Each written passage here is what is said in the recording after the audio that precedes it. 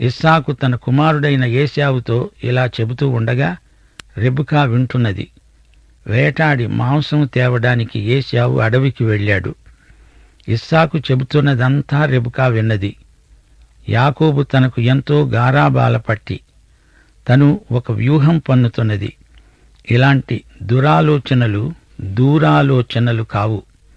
Rebecca యాకోబుకు చెబుతోంది, ఇదిగో నీ తండ్రి నీ అన్న అయిన ఏశావుతో మృతి చెందక మునుపు నేను తిని యెహోవా సన్నిధిని నిన్ను ఆశీర్వదించున్నట్లు నాకు మాంసము తెచ్చి రుచిగల భోజనం సిద్ధపరచుమని చెబుతూ ఉంటే విన్నాను.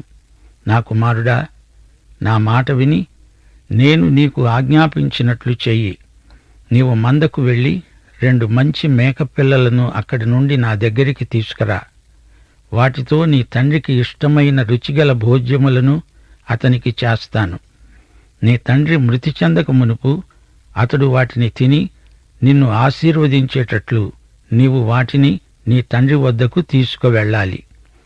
ఏశావు బయటి మనిషి, అడవులలో అరణ్యాలలో తిరుగుతూ ఉంటాడు. అంతేకాదు అతడు ఎర్రటివాడు. అతని ఒంటి నిండా వెంట్రుకలే, రోమములే. యాకోబు అంటున్నాడు, నా సహోదరుడైన ఏశావు రోమములు గలవాడు, నేను నున్నని వాడను. ఒకవేళ నా తండ్రి నన్ను తడివి చూస్తాడు.